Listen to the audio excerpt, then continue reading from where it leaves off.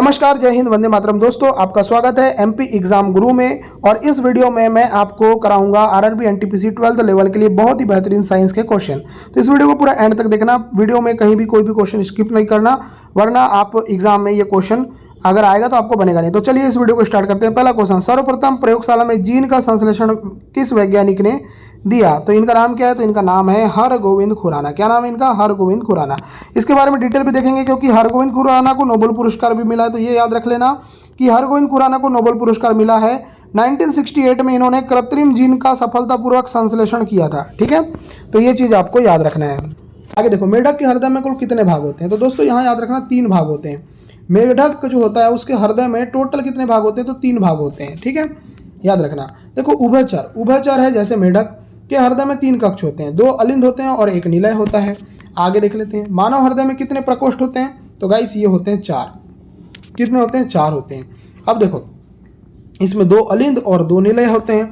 आगे देख लेते हैं, मानव शरीर में रक्त की मात्रा कुल शरीर भार का लगभग कितना प्रतिशत होती है?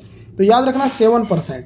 अगर आपका 100% आपका वेट है तो उसमें 7% क्या है? रक्त की मात्रा है।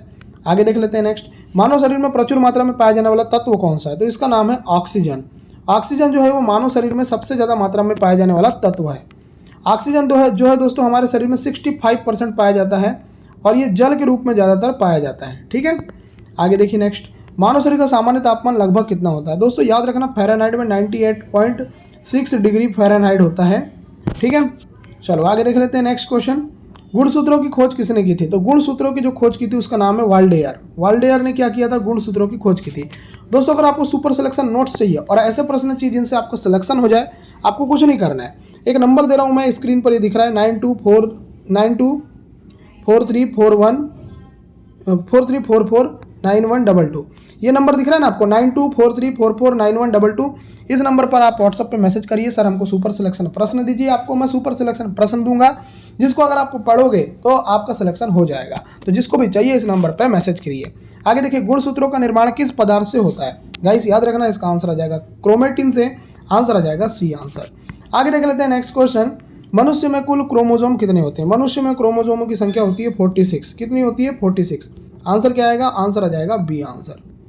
ठीक है, चलिए देखो, मनुष्य में जो है ना 46 क्रोमोजोम होते हैं और 23 जोड़ी होते हैं। आगे देख लेते हैं, जीवन की सबसे छोटी रचनात्मक एवं क्रियात्मक इकाई क्या है? तो इसका आंसर आ जाएगा कोशिका। याद रखना, जीवन की सबसे छोटी रचनात्मक और क्रियात्मक इकाई है कोशिका। आगे देख लेते हैं 11, सबसे छोटी जीवित कोशिका कौन सी है? तो दोस्तों इसका नाम है माइकोप्लाज्मा। माइकोप्लाज्मा क्या है? सबसे छोटी जीवित कोशिका है। 12वां क्वेश्चन देख लेते हैं, शरीर की सबसे लंबी कोशिका कौन सी होती है? तो लंबी कोशिका होती है न्यूरॉन। न्यूरॉन जो है वो शरीर की सबसे लंबी कोशिका होती है। आगे देख लेते हैं, कोशिका शब्द का निर्माण किसने किया था? तो कोशिका शब्द का निर्माण किया था रॉबर्ट हुक ने। आंसर आ जाएगा सी। चलिए नेक्स्ट क्वेश्चन देख लेते हैं, कोशिका का आनुवंशिक पदार्थ क्या है? तो दोस्तों अगर बात करें कोशिका के आनुवंशिक पदार्थ की, तो ये डीएनए है। डीएनए जो है वो कोशिका का आनुवंशिक पदार्थ कहलाता है। दोस्तों, अगर आपने अभी तक चैनल को सब्सक्राइब नहीं किया तो आप लोग चैनल को सब्सक्राइब करके वीडियो को एक लाइक कर देना। ठीक है, ये काम आप लोग कर लो फटाफट। आगे हम बढ़ते हैं और 15 क्वेश्चन देखते हैं। कोशिका विज्ञान को क्या कहा जाता है? तो कोशिका विज्ञान को साइटोलॉजी कहते हैं। क्या कहते हैं? तो दोस्तों साइटोलॉजी कहते हैं कोशिका विज्ञान को।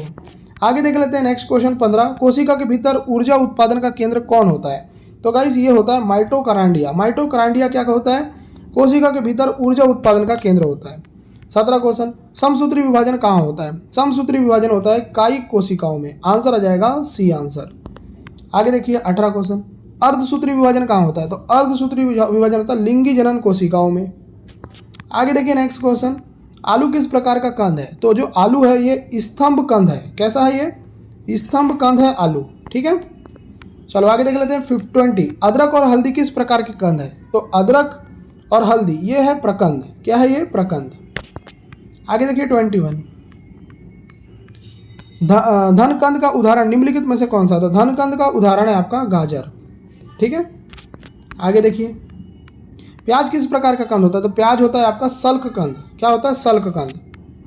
प्याज एक सल्क कंद है। सल्क कंद को हम बल्ब भी बोलते हैं अगर इंग्लिश में बात करें तो, जिसमें ऊपर की ओर सल्कवत पत्तियां और नीचे की ओर छोटा तना होता है। यह जल और पोषक तत्वों को संग्रहित करता है। आगे देखो, कोशिका के किस भाग को कोशिका का आत्महत्या थैली कहा जाता है? तो गाइस इसको बोला जाता है लाइसोसोम को। आंसर आ जाएगा बी आंसर। 24 आरएनए का कार्य क्या होता है? तो आरएनए का कार्य होता है प्रोटीन का संश्लेषण करना। देखो प्रोटीन का संश्लेषण करना आरएनए का काम होता है। 25वां राइबोसोम का मुख्य कार्य क्या होता है? तो राइबोसोम का मुख्य कार्य होता है प्रोटीन का संश्लेषण करना। बी इसका राइट आंसर आएगा। आगे देख लेते हैं, लिंगी प्रजनन में प्रयुक्त कोशिकाएं किस विभाजन प्रक्रिया से बनती है? तो दोस्तों ये बनती है अर्धसूत्री विभाजन से। बी आंसर आएगा। आगे देख लेते हैं, डीएनए का पूर्ण रूप क्या है? तो डीएनए का जो पूर्ण रूप है वो है डीऑक्सोराइबो न्यूक्लिक एसिड। 28 माइटोकॉन्ड्रिया में ऊर्जा किस रूप में संग्रहित होती है? तो गाइस ये होती है एटीपी के रूप में। किस रूप में? एटीपी के रूप में। माइटोकॉन्ड्रिया ग्लूकोज को तोड़कर एटीपी को अगर हम बोले तो एडेनोसिन ट्राइफॉस्फेट ऊर्जा में परिवर्तित करता है। ठीक है। कोशिका झिल्ली का कार्य क्या होता है? तो कोशिका झिल्ली का कार्य होता है पदार्थों का आवागमन नियंत्रित करना। अब देखो 30 किस वैज्ञानिक ने कोशिका सिद्धांत का प्रतिपादन किया था? तो दोस्तों ये किया था स्लाइडिन और स्वान ने। तो आंसर आ जाएगा ए आंसर। तो सारे के सारे क्वेश्चन मैंने करा दिए हैं। उम्मीद करता हूँ ये वीडियो आपको पसंद आई है। पसंद आई वीडियो तो लाइक करें, चैनल को सब्सक्राइब करके नोटिफिकेशन बेल को प्रेस करें। इस वीडियो को देखने के लिए धन्यवाद। आपका दिन शुभ हो।